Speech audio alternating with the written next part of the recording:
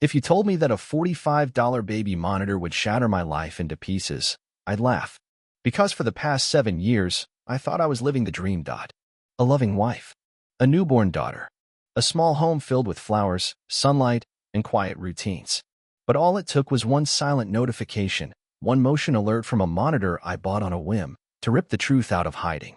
And now, every time I look at that device, I don't see peace or safety. I see betrayal. I see her. Bent over our daughter's crib with another man. My name is Marcus. I'm 35 years old. I met my wife, Naomi, at a county fair 7 years ago. She wore a sundress, smelled like strawberries, and smiled like she'd never been disappointed in her life. We clicked instantly. Fell hard. Married fast. Our relationship was simple, clean. No huge fights. No secrets. No drama. Just two people trying to build something honest. For years, we focused on ourselves, traveling, working, saving. We weren't in a rush to have kids. But last year, something shifted. Maybe it was age.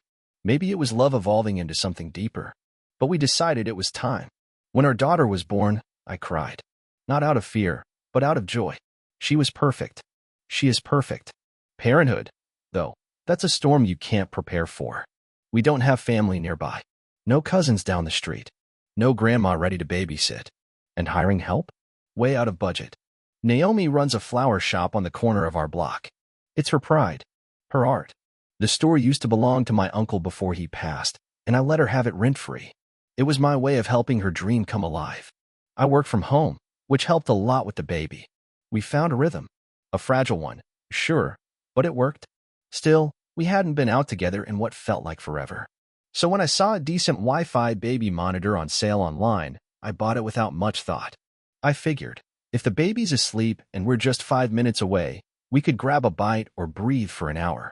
It wasn't meant to replace parenting, just preserve our sanity. Naomi wasn't totally on board, so I told myself we'd talk about it later. I just wanted to have it ready in case she warmed to the idea. It arrived the next day. She was at work, so I set it up quietly. It sat neatly in the corner of the nursery, barely visible in dim light. A little eye in the room. Just in case. I forgot to mention it when she came home. Maybe because I didn't think it mattered. Maybe because I didn't know how much it would. It happened on a Thursday. Naomi said she was exhausted, completely drained. She told me and asked if I could take the baby out for a few hours while she got some rest. At first, I felt a little deflated. I had plans that day, errands, appointments, even a tiny bit of personal time carved out just for me. But the way she said it, it sounded serious. Her voice was soft, tired. She looked worn down. So I didn't argue. Instead, I packed the diaper bag, got my daughter dressed, and told Naomi to lie down and relax. Take care of yourself, I said as I walked out the door. That would be the last time I ever said those words to her and meant them. The day was surprisingly smooth. My daughter was in a good mood. The weather was calm. I ran a few errands, sang silly songs in the car, picked up lunch. I remember sitting in the front seat, parked in a lot, about to unwrap a burger, when my phone buzzed. A motion notification from the baby monitor. For a second, I smiled. I assumed Naomi had gone into the room to grab something or maybe check the crib. The app sometimes caught the smallest movement. I tapped the alert. The stream loaded, and my smile vanished. There they were. Naomi and a man. Not hugging. Not standing close. They were kissing, grabbing, grappling, like teenagers in heat. In my daughter's room. I froze. I didn't breathe. My hands stopped moving. The phone felt like it weighed 100 pounds. At first, I hoped it was something else. Maybe she was pushing him away. Maybe she was arguing. But then the sound kicked in. And there it was. Moaning. Not fear. Not discomfort. Desire. My wife. In our baby's room. Her body pressed against the crib. His hands under her shirt. Clothes starting to fall. I felt a heat rise in my chest. Not the kind that makes you sweat. The kind that makes you feel like something is breaking apart inside your ribs. The rage, the disgust, the disbelief, all of it crashed into me at once. I wanted to scream. I wanted to throw my phone. I wanted to turn the car around and drive straight home. But I didn't. Because my daughter was in the back seat, sleeping peacefully. And no matter how much hate I had for the woman in that video, I couldn't let my baby see that side of me. I couldn't let her be caught in the fallout. So I sat there, shaking, and did the only thing I could think to do. I hit record on the app. If I was going to lose my family, I needed the truth to come with me. The video kept going. They didn't stop. He bent her over. She didn't resist. The crib shook slightly as their bodies moved. And all I could think was, my daughter sleeps there. My daughter was just there, yesterday. That crib was where I placed her with so much love. And now it's where Naomi let someone else use her. I put the phone down. I couldn't watch anymore. I couldn't believe this was my life. Eventually, the room went quiet. The camera showed an empty crib again. Like nothing had happened. But everything had. I didn't go home right away. I drove in circles. I parked in empty lots. I ran my last errand in a fog so thick I don't even remember what it was. Because the moment I walked through our front door, I knew I couldn't look at Naomi the same ever again. By the time I finally got home that evening, Naomi was in the kitchen reheating leftovers, acting like nothing had happened. She asked how the errands went. I smiled. I lied. I told her everything went fine and that the baby had been an angel all day. She laughed and said she was glad. She even kissed me on the cheek like she hadn't just been bent over our daughter's crib hours earlier. And I let her, because I wasn't ready to confront her. Not yet.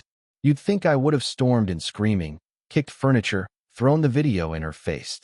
But I didn't, because that would have given her the power, the excuse, the chaos she could twist into something else. No, I wasn't going to yell. I was going to be strategic. She went to bed early that night, said she still felt drained. I nodded, told her I'd stay up and watch a show. Instead, I sat alone in the dark living room, the baby monitor app open on my phone, playing the same video over and over again. My headphones in, the volume low, listening to the quiet gasps, the shuffling of clothing, the whispered filth between her and that stranger. Every second of it burned into my brain like acid. And yet I kept watching. Because I wanted to remember. I wanted the anger to settle, not explode. I wanted to be clear-headed for what came next. At one point, I walked into the nursery, just stood there, staring at the crib. I had changed the sheets that morning. I remembered folding them with care, placing my daughter down gently, humming something soft while she dozed off. Now all I could think about was Naomi's hands on that same wood, gripping it while moaning for someone who wasn't her husband. I could barely breathe, but I didn't punch the wall. Didn't scream. I just stood there, silent, letting the hate settle into something colder. Sharper. Useful. The next morning, she acted normal. She made coffee, asked me if I wanted eggs, kissed our daughter on the forehead. I watched her. Every gesture, every fake smile. It all looked like theater now. Like someone pretending to be a wife and mother, but barely remembering her lines. She didn't know what I knew, and I wanted to keep it that way. That afternoon, she finally noticed the monitor. She held it in her hand and asked, "When did you set this up?" I smiled and said, "Yesterday. Just wanted to try it out." She nodded, said, "Oh, okay," and put it back. She had no idea she was caught. Now, I had time to plan, time to think. The one thing I knew for sure, I wasn't going to stay quiet forever. But when I finally confronted her, it was going to be on my terms. I didn't sleep that night. Again. But this time, it wasn't because of pain. It was because I knew what I was about to do. Naomi woke up like it was any other day. She yawned, stretched, smiled at the sunlight through the blinds. She went to brush her teeth, came back in slippers, kissed our daughter on the head. I made her coffee. I let her drink it. Then I asked her to sit down. She gave me a look, half curious, half nervous. "What's going on?" she asked, brushing hair behind her ear. I didn't answer. Instead, I just looked at her. Long and hard. I started slow. "I set up the baby monitor 2 days ago." She blinked. "Yeah, you told me yesterday, right?" I nodded. "Let her get comfortable.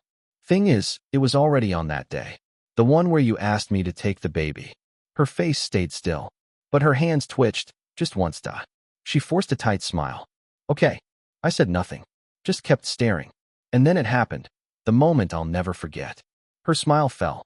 Her eyes widened just slightly, like someone hearing a sound in a horror movie. She covered her mouth with her hand and sat back in her chair. We said nothing for nearly a full minute. I could see it. I could see the exact moment her memory caught up to her. She knew. She knew I knew. Her voice cracked first. "Marcus. I. She started crying. Immediately. Ugly sobs. The kind you'd think came from grief, not guilt. But I wasn't moved. "Why did you cheat on me in our daughter's room?" I asked quietly. She tried to speak through her sobs, but it was all gasps and noise. No words. I repeated the question. Louder. She finally choked out. I don't know. I'm sorry. I'm so sorry. I shook my head. You don't know? You don't know why you let some man you barely know bend you over our child's crib. Please don't say it like that. Say it like what? Say it how it happened? Say what the camera saw? What I recorded? That shut her up. Her eyes snapped up. You recorded it? I nodded. She looked like she'd been punched. I gave her a minute. Then I asked, who is he? She curled into herself, shaking her head. I don't know. Don't lie to me. I mean, I didn't know him like that. He just came into the shop. He bought flowers for his wife. I laughed. Loudly. She flinched. So you're telling me, you're a married woman who slept with a married man, in our baby's room, because he bought flowers? She broke again. The sobbing returned. No words. Just shaking, wailing, pitiful gasping like she wanted to disappear into the couch. I let her sit in that. I wasn't done. I leaned forward and whispered the last question I had in me. Why there? Why our daughter's room?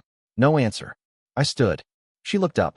You didn't even wait for me to agree to the monitor, she said, trying to sound angry, like that was her defense. That's when I exploded. So this is my fault. You would have been able to keep King other men in our house if I hadn't bought the damn monitor? That's your logic. She went quiet again, and I felt something shift inside me. I wasn't sad anymore. I wasn't shocked. I was done. After that morning, I never slept in the same room as her again. We existed in the same house like strangers, but not quietly. Every day, she tried something new. Tears, apologies, love notes taped to the fridge, random hugs I didn't ask for. Once, she even got on her knees and begged me not to leave her. I didn't flinch, because I had already started the process of erasing her from my life. I filed for divorce within a week. My lawyer, a close friend from college, nearly fell out of his chair when I showed him the video. This is airtight, he said. This isn't just adultery. This is moral abandonment. You're going to win custody, the house, everything. That same day, I made one more move. Naomi's flower shop, the one I gave her rent-free out of kindness, was still in my name. So I gave her a week's notice. 7 days later, I changed the locks. She came to the store that afternoon in tears. She pounded on the glass door, begging me not to do this. But I stood inside, staring out at her through the window. And for the first time, I felt nothing. Not hate. Not love. Just clarity. You cheated on your family, I said through the crack in the door. You don't get to keep the dream after shattering it.